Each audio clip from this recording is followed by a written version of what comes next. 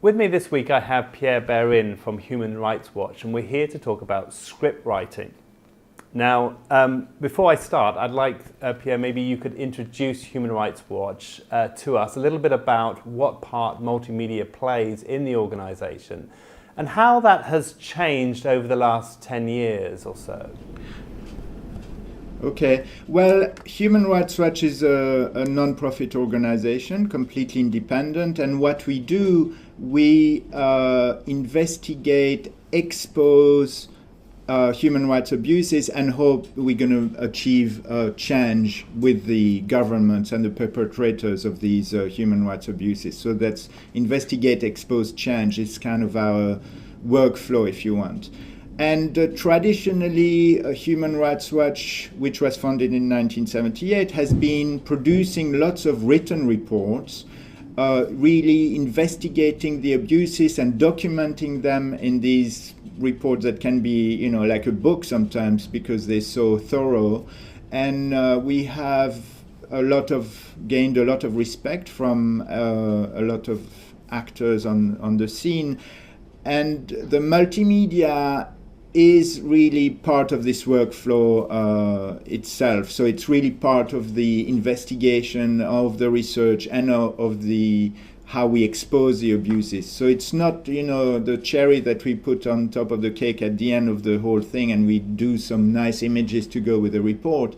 It's really part of the meat of the report itself. So the multimedia is really used as, you know, evidence of the abuses. And we all know that a picture speaks 1,000 words, and it's certainly very true with the multimedia. Multimedia is really the most powerful way to communicate. The problem is that you have to get eyes on this multimedia. So you might have the most amazing photo slideshow, in our case, you know, documenting, some sort of human rights abuses and giving the evidence, but if nobody sees it, it's not going to have any impact. And we figured out that the best way for us to get some press pickup and now a presence as well in the social media is really by providing multimedia that's exclusive, in the sense that we provide images and videos that you cannot get anywhere but at Human Rights Watch. So it's really important to bring something that's going to generate people's interest because you've never seen it before, you've never heard from those actors and victims before, either because we put the spotlight on a problem that nobody else is really investigating, or because we have access to some actors that nobody else has access to, or we have access to imagery documenting the abuses that people don't have access to. So there's no secret there. It's not by making multimedia that's going to be, you know, fancy and with like amazingly slick post-production, etc., that we're going to get interest, but it's really from the core of what's in it, meaning the evidence of abuses have to be there, and it has to be exclusive. It has to be something that people have never seen before, and that's what we've been doing, and it's been quite successful. And at Human Rights Watch, could you just tell us a little bit about how things might have changed over the last 10 years or so, in that, you know, how important has multimedia become in part of what the organization does?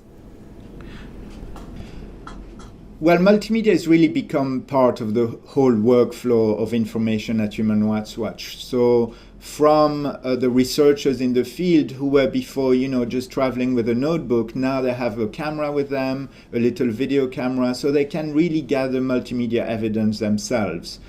Or they have the ability to copy, you know, multimedia archive, existing multimedia that maybe activists have gathered or victims have filmed themselves. So it's really part of the gathering of information from the start.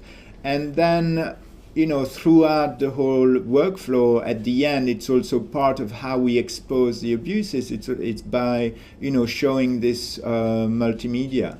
And obviously, with the revolution in like the technology and how small and cheap the device have become, now it really literally puts a camera in everybody's hand.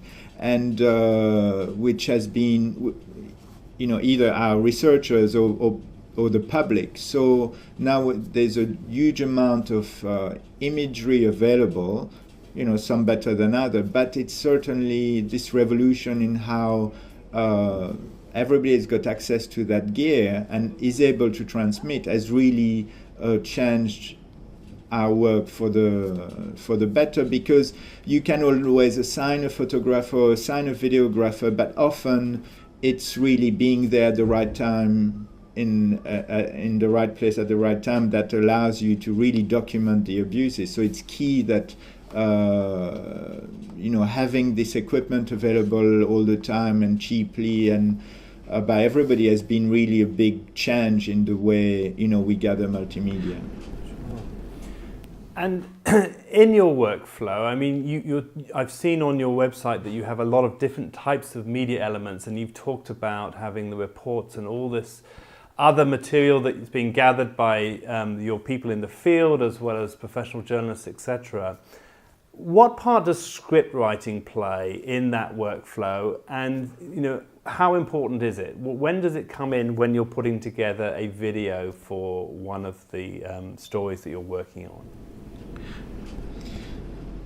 Well, often we do multimedia with all kind of products, with our shorter press releases or our longer reports. But I'll talk about the longer reports because it's really the one of the key products that Human Rights Watch issues. Throughout the year, we do about 70 reports on all kind of issues, from women's rights to like war crimes in Syria, etc. And then these reports can take several months to be written and document a lot of evidence. They end up like 80 pages, so it's really thorough. And translating that into the multimedia can be difficult, because it requires this exercise of finding out which are the, in a 3-minute or in a 4-minute video, there's no way you can fit the whole 80-page report. So the first exercise towards the script writing is really having a discussion with the researcher and figuring out what are the main findings of the report and what abuses have been committed. And usually the script and the story is limited to the problems, because the recommendations and how these problems should be fixed is kind of obvious listening to the problems. The government is not doing something, so the recommendation is that the government should be doing something. So usually the script is really finding out with the researcher through a discussion, okay, what is the headline of the report? And what should be highlighted, because obviously you cannot, translate the whole 80 pages into a 3 or 4 or 5-minute video even. Another important thing is that during the research, our researchers interview many people, and because they're trying to build a case by having as many testimonies as possible, witnessing this same event or pattern of event, etc. That's how the case is built. But obviously for video it's different. It's not interviewing 100 people, it's interviewing one person who has really the emblematic story, which is going to, through the story of this one person, you're going to hear the story of what's going on in this country, of the abuse, etc. So it's a different approach. And so that's really how the script writing starts. It's really by having this discussion with the researcher about what their report is about, what the research is about, what the abuses are. And then you kind of figure out which characters we can have access to. Okay, we can have access to an eyewitness, a victim, a family member of a victim, maybe an expert in the field, and all these voices are gonna have a role in the video, and the eyewitness is gonna talk about what they have seen, and the expert is gonna explain why, for instance, incendiary weapons are extremely harmful when used in civilian areas or something like that. So each person has a role in the video, and that's how, mostly the script is put together, is by driven by these interviews, really. Sure. And Human Rights Watch is known for really strong storytelling. What do you think are key elements in a script that sort of drives a story home and really gets people engaged? Usually our stories are quite short, so they're going to be around 5 minutes or less, meaning that it's just like a snapshot of a situation. There's not so much happening as far as a narrative, so it's more like presenting a series of facts and talking to key witnesses, etc. So the strength of the script is going to come really from the directness of the information, really speaking to the people who were there, direct eyewitness, showing dramatic imagery that nobody's seen before, and explaining the whole situation in context. Obviously, it's always better to have a first-person storytelling as opposed to have statistics and speaking to having too many talking heads. So hearing the story through the story of this one individual is going to be much more attractive. But in general, the videos are small, so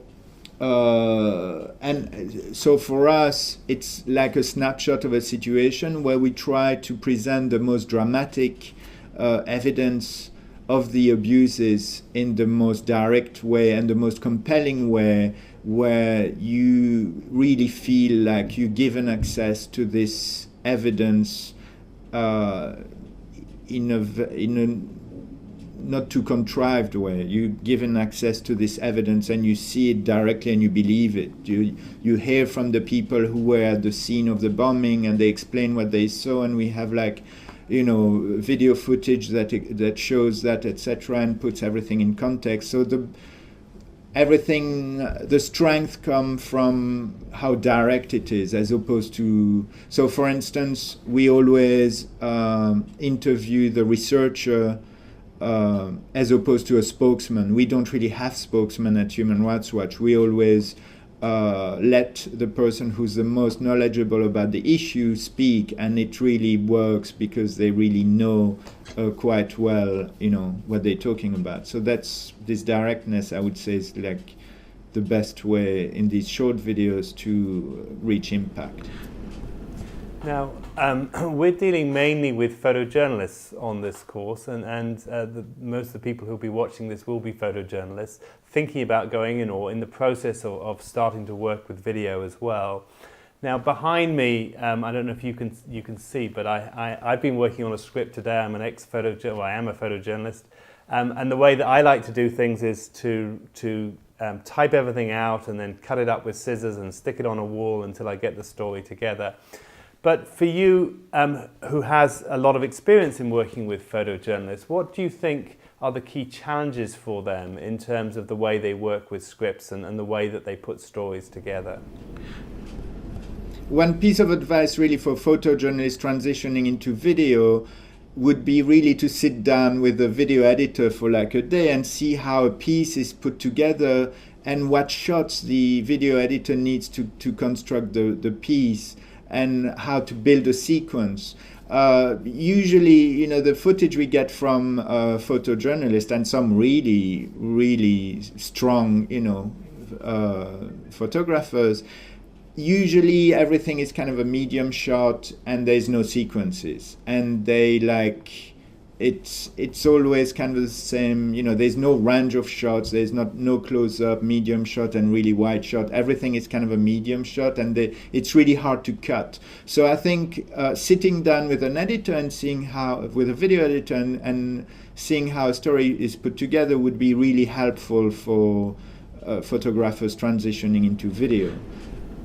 At the end of all of these discussions, we like to ask for a single tip. In this case, we're looking at script writing. So would you have a single tip that you would give to somebody moving into this space, someone who's trying multimedia for the first time, in how they go about writing their first script? I think maybe my single tip about writing scripts would be to keep everything surprising and as fresh and non-predictable as possible. So as soon as the story, your script feels like you've read it before, you've seen it before, and it's boring. So you need as much as possible to surprise yourself, surprise the hopefully not surprise yourself, but surprise your audience in showing things that they're not expecting. And that's really how and when the interest is going to be generated, because we bombarded by so much multimedia constantly right now that it's really hard to find to show something that's unique and new. Thank you so much, Pierre. For anyone who has not seen the multimedia on the Human Rights Watch website, I recommend that you go over to it, have a quick look through.